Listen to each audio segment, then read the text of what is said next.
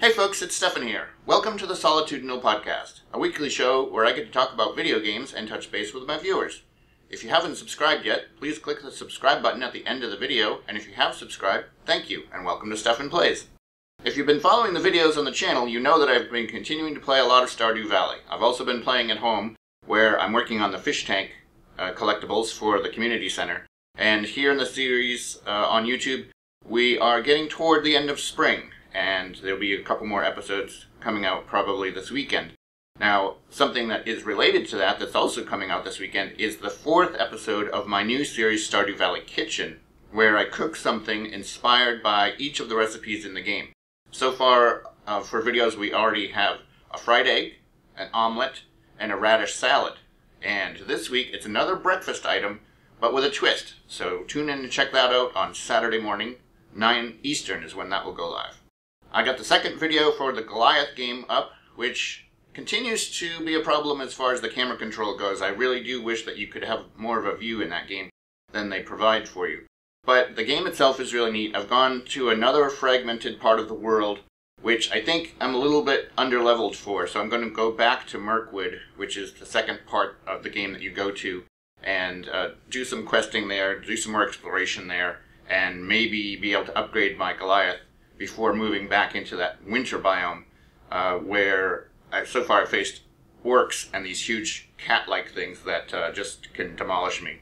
I played a little bit of Rogue Legacy, which is an older 2D platformer, and I'm not very good at that style game. It's not really the type of game that I enjoy playing that much, and that there's especially a mechanic in this where you have to jump up and aim down with your sword to hit things, especially like platforms that then open and are only open briefly while you jump up to the next one. That's quite tough for me. I'm not very good at those. But the game was on sale at Chrono GG, and I decided I would pick it up. And it is supposed to be a classic, so I'm going to put some more time into that and see where I can get.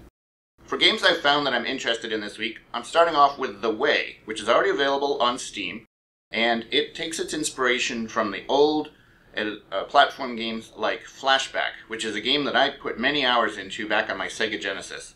And that was a challenging game where you had to be like just on the right pixel in order to make jumps onto platforms, which isn't in itself very fun, but the style is beautiful, and I like seeing a game using that style. That was in 1992. That was the year I graduated from college, and the year that I started my first job as a programmer, so that's really going back. And I hope that this game turns out to be fun. It looks like it might be good Let's Play material as well, so maybe we'll integrate it into the channel. The next game is Overfall, a turn-based strategy role-playing game with a huge dynamic world. And I'm really drawn to being able to explore worlds, and I'm hoping that the combat doesn't get in the way of that. One of the things that I really liked about World of Warcraft was how much there was to explore. And once you were at the right level to be in those areas, or even above that level, then exploring them was relatively easy. There were encounters, but you could avoid some of them, especially if you played a rogue, which I often did. But I'll be very interested to see what this game offers in terms of that. If it's more focused on the combat, then I probably won't enjoy it as much, but it also supposedly has a storyline, so I definitely want to check this one out. The Song of the Seven Chapter 1 is a third-person adventure game with puzzles and exploration elements, so it sounds like something that I should definitely be drawn towards. The graphics look wonderful, and I'm going to want to try this one out and maybe do a Let's Play series for this. It seems like it might lend itself to that, but we'll have to see. If it uses the controller primarily for controls, then I might just play it at home. Grandpa's Table is a mobile game which has been out for a couple of years that's now coming to Steam. But it boasts over 150 levels of puzzles, and I think that sounds really cool. We'll have to see what the price is, because if it's cheaper on iOS, then it probably makes sense to buy that version instead of the Steam version. But I like puzzle games a lot, so that one caught my eye. Okay, on to gaming news. First item is the Nintendo 2DS is dropping in price to $80. I didn't even know there was a 2DS. And apparently, it's just like a flattened version of the 3DS. It doesn't have any hinges, so there's not the worry of the screen breaking off, I guess, but it seems like that would make it a little less portable to me. Anyway, it plays most of the games that the 3DS plays, and for that price, maybe that's a good option for people. Another price change is Minecraft. Mojang, the developer of Minecraft, says that it's going to change the prices internationally to be in alignment with the US dollar. And I imagine this has something to do with their purchase by Microsoft. But the change is going to take effect on May 23rd, which is just a couple days from now, and depending on your region's currency, the price may actually increase for you. In the US, it's going to stay the same. It'll be $26.95. But I'll put a link in the description that you can check for your country's price change. And if you've ever thought about getting into Minecraft, just go ahead and do it before that price changes. It's a great game. I'm sure you'll get many hours out of it. I love it, even though I haven't played for quite a while at this point. I'm sure I'll get back to it in the near future. The long-awaited launch of Overwatch is finally happening next week on May 23rd here in the US and on the 24th in some international locations. That's the time when everyone will finally be able to play this game if they want to purchase it.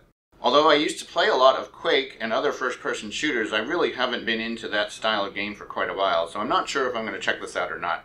But if you are looking forward to Overwatch, you'll finally be able to play it next week. Okay, last week I mentioned that I set up a Patreon account. If you're interested in helping me to offset the cost of providing the videos that I do on a daily basis here on YouTube, then please consider making a pledge on my Patreon account. There's a link right in the channel banner. Just click that. It will take you there to make a donation. There's different pledge levels that you can make, and I might introduce some additional ones as well. But thanks very much for your support. If you like the videos that you see on the channel, please click the thumbs up button on those videos. Leave a comment. Tell me what you liked about it, or if there was something that you'd like to see different, leave a comment about that. Share the videos with your friends so that we can start getting more of an audience here on the channel, and subscribe to the channel if you haven't already done so. If you've got questions about the videos I'm producing, the Solitudinal Podcast specifically, or about me, please leave them in the comments for this video or send me a YouTube message and I'll try to integrate the answers into the next Solitudinal Podcast. Thanks so much for watching, and I will talk to you next time.